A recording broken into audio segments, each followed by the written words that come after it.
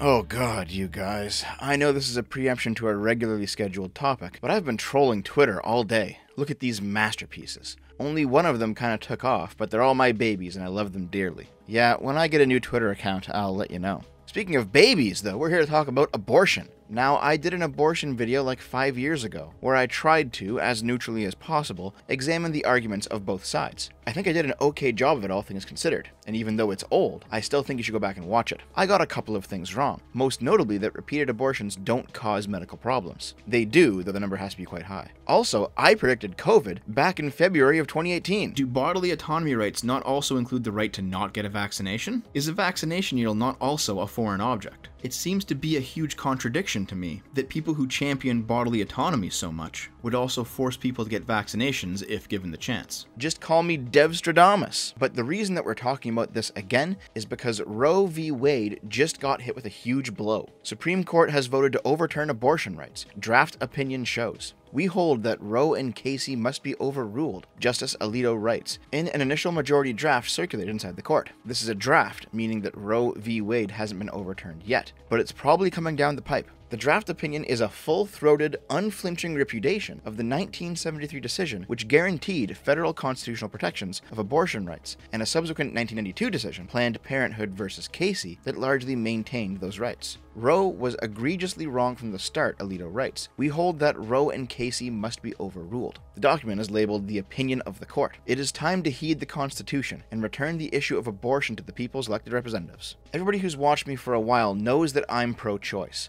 but even I can't argue with this logic. Roe v. Wade is known for being notoriously bad. It, out of nowhere, tied state regulation of abortion to the 3 trimesters of pregnancy, where during the first trimester, governments could not prohibit abortions at all. During the second trimester, governments could require reasonable health regulations. And during the third trimester, abortions could be prohibited entirely so long as the laws contained exemptions for cases where they were necessary to save the life or health of the mother. The point of the Supreme Court is to judge whether or not the law being contested violates the Constitution, not to spin up new rules whole cloth. Nothing in the Constitution talks about trimesters or abortion, nor any previous ruling. The proper way to implement abortion rights was always through writing new legislation, not relying on a court case resting on shaky ground for 50 years. And you know what? The salt online is pretty incredible. The GOP hates women and is sentencing an entire generation to death.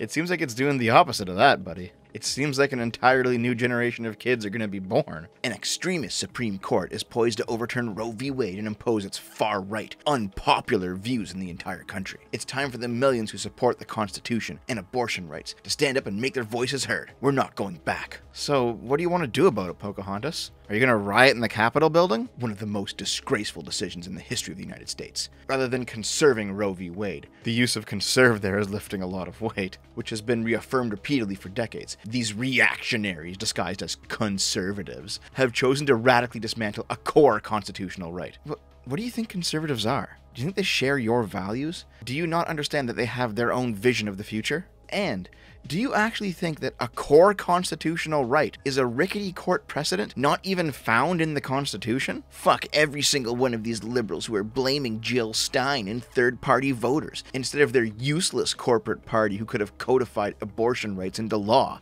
instead of using it as a cudgel to fundraise in every election. I'm not even going to comment on this one. I'm just going to stop recording for 15 minutes and masturbate to the sound of commie tears. Fuck Christians and their never-ending imperialistic, nationalistic, fascist patriarchy that puts people's lives at risk and doesn't give a shit about anyone or the science says. The science. Shame on all who hold the cross. 2,000 years of genocide continues tonight. Fuck you. Hey, Rabbi, is this why people are chanting abortion is a mitzvah at the Supreme Court right now? Yes, there is a lot of stuff to point fun at online right now. That could be a whole video on its own, just having a laugh. But people are actually protesting at the Supreme Court right now, with barricades pre-set up for the event. My spidey sense is tingling. Has there ever been a court draft leaked quite like this? The draft was apparently written in February, so why leak it now? I have a feeling that this was leaked by some left-leaning, low-level staffer in order to galvanize the midterm vote, because 2022 is legitimately looking like a red wave. The Dems needed something to get their base riled up, and a leak like this would absolutely do the trick. The issue ultimately is, though, the naked hypocrisy of the whole thing. And no, I don't mean Joe Biden spending most of his career being against abortion before inexplicably shifting in his old age. That's clearly just moving with the political winds of his party. In 1992, Bill Clinton coined the phrase safe, legal, and rare. That was to be the compromise between conservatives and progressives on the legality of abortion. Clinton spent his political career in the 80s as being anti-abortion on a personal level, but he also recognized that he wasn't everyone, and there was a segment of the population voting for him that wanted abortion, and that phrase worked wonders. Safety is something that both sides can get behind. The danger of back-alley abortions would be remedied by the care and protection of a legitimate clinic or doctor's office. Legal was for the progressives. That safety could not be left to the vagueness of human emotion. It must be codified. And rare was for the conservatives. The people who found abortion to be morally reprehensible would at least be comforted by the fact that it would only happen when necessary. There would always be hardliners on the right who want no abortion whatsoever. And if you believe abortion to constitute death, fair enough. But no matter what topic it is, the political game never gives you an option that leads to no deaths.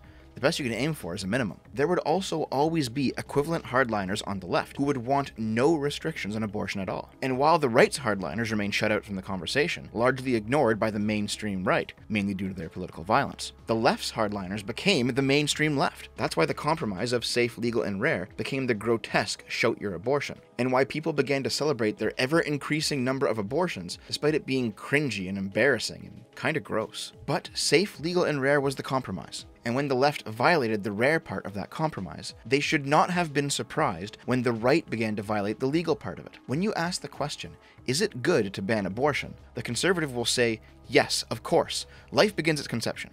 And by some metrics, it very clearly does. Meanwhile, the progressive will say, no, of course, women have the right to bodily autonomy. And if you believe in natural rights, then yeah, women clearly do.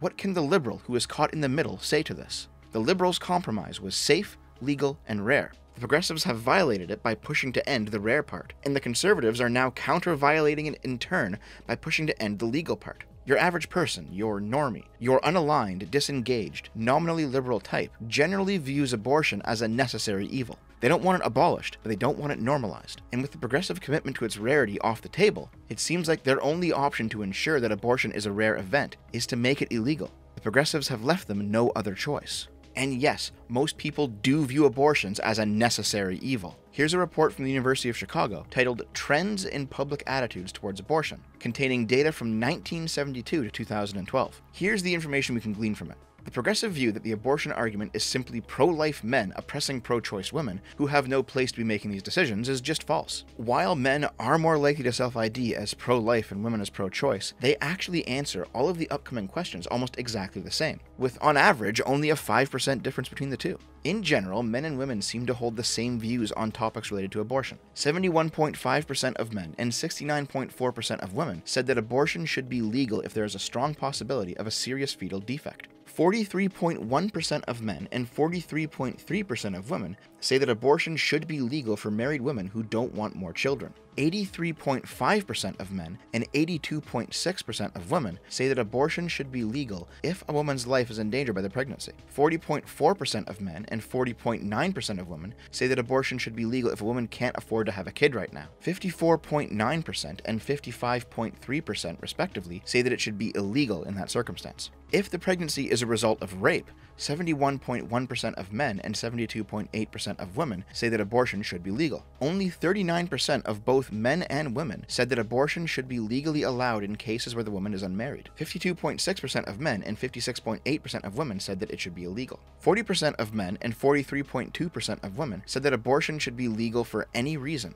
57.9% of men and 54.2% of women said that it should be illegal for any reason. This data basically shows that large majorities of Americans believe that abortion should be legal in instances of rape, incest, and the life of the mother, which is the most popular Republican sloganeering on the topic, but also along with fetal defects, something that Republicans tend to ignore. It is a not small minority, but still a minority of both women and men, hovering around 40%, that believes abortion should simply be on demand with no restrictions. Of course, this data only goes up to 2012. It's entirely possible for attitudes to have changed drastically over the past 10 years, even though those attitudes remained solidly consistent from 1972 to 2012. There's more generalized data available on Pew Research that does go all the way up to 2021. It doesn't break it down by specific questions, like should abortion be legal in the case of rape or whatever, like in the previous set, but it does record the general question, should abortion be legal under all circumstances, legal with restrictions, or illegal under all circumstances, for both men and women. And the data is both identical to the previous paper and just as unchanging over time. For men, it generally ranges from 50 to 60% believing that abortion should be legal with restrictions, 20 to 30% believing that abortion should be blanket legal, and 15 to 20% believing that abortion should be blanket illegal.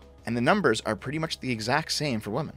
As per the data, unrestricted abortion access is simply not as popular as radical leftists believe that it is. However, one of the only leftists that I still follow, Merrick, put forward on Twitter an argument based not in the popularity of democracy and electoralism, but in the much more firm, libertarian-styled language of rights. It's my right to do with my body what I choose. My life and my health come before the potential life a fetus has and always will. I and every other already living woman matter more, and our body autonomy must be protected. Now listen, Merrick, it's 2022. Men can get pregnant too. But let's be serious here. You know what?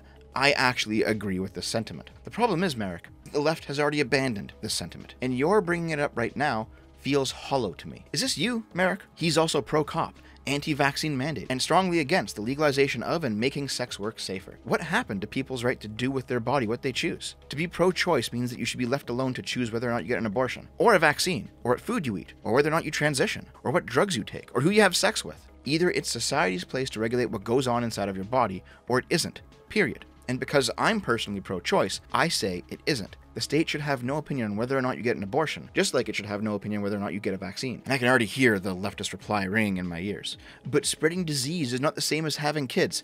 Yeah, that doesn't fly. When you say spreading a disease, you're appealing to the greater good, the social concern. You are saying the collective's interest trump the rights of the individual to control what goes on in their body. If that's the case, if you don't value bodily autonomy as its own inviolable right, then you don't actually have any abortion rights, as long as the collective deems it necessary to trump them. If COVID was an extreme enough situation to push for the violation of people's bodily integrity for the greater good, then all it takes is a sufficiently extreme enough situation to violate your right not to have kids, and poof, your abortion rights disappear. That is the difference between your average leftoid like Merrick and me. She appears to value bodily autonomy only when it's in her political interests. For her, it's not a virtue in and of itself. It is a downstream effect from what she actually wants, and it can be discarded for political expediency. I value bodily autonomy a priori, and I think any restrictions on it have to be a whole lot more serious than anything COVID related. But this is where we are. The entire left abandoned my body, my choice during the huge vaccine push. I saw many a leftist advocating for not taking the vax to be illegal, so to watch them fall back on it now is just hypocritical. But being hypocritical is consistent for the left. They have a history of violating rights for political expediency. Socialists do it for the right to property. Progs do it for the right to guns.